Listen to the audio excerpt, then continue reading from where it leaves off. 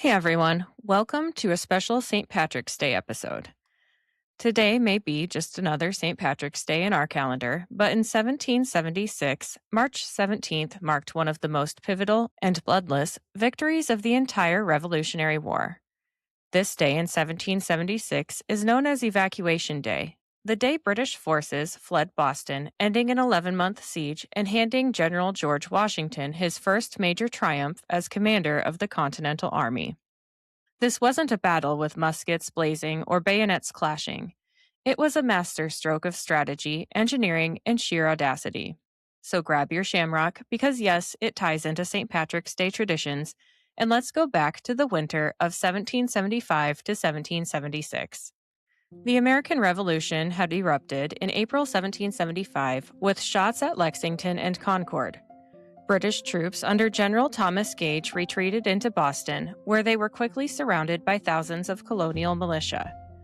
By June, after the bloody Battle of Bunker Hill, the British held the city but were trapped. The Americans controlled the land approaches. Enter George Washington.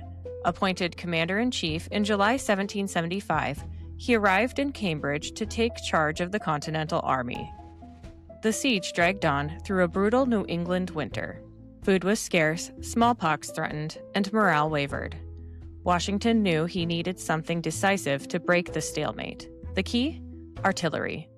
Boston Harbor and the city itself were dominated by high ground, especially Dorchester Heights to the south.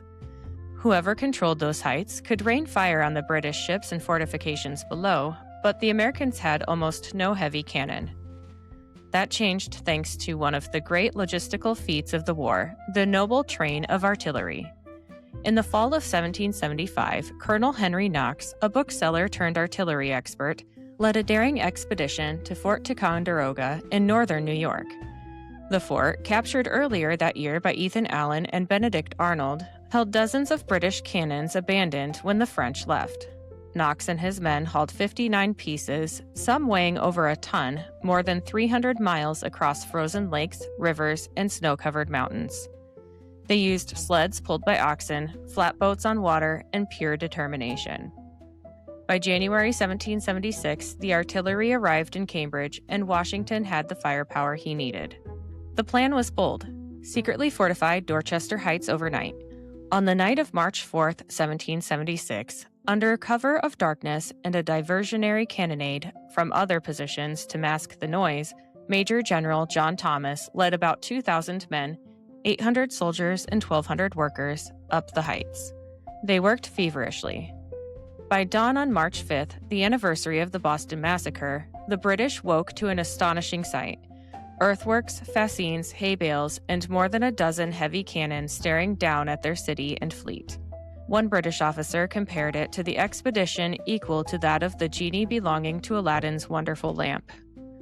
It seemed impossible, and yet there it was. General William Howe, who had replaced Gage, was stunned.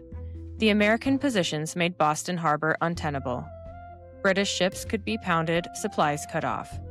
Howe considered an assault, but memories of Bunker Hill's carnage, where the British suffered over 1,000 casualties to take a hill, loomed large.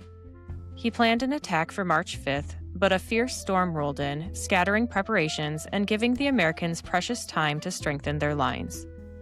Howe had no good options left: attack and risk another disaster, or evacuate. He chose retreat. Negotiations followed. Washington agreed not to fire on the departing fleet if the British left peacefully and didn't destroy the town. On March 17, 1776, exactly 250 years ago, around 11,000 people boarded over 100 ships, including about 8,900 British troops, plus loyalists, women, children, and dependents. They sailed for Halifax, Nova Scotia. The British left behind supplies, cannon, and even some fortifications intact. Continental forces marched into Boston unopposed. The city, occupied by the British since 1768, was free. No shots were fired on that final day, as it was a clean, strategic victory. This was huge for the Revolution. It boosted morale across the colonies, proved Washington could win without massive bloodshed, and secured a major port. The Continental Congress even commissioned a medal in Washington's honor, George Washington before Boston, showing him directing the fleet's departure. And why March 17th? Coincidence played a role.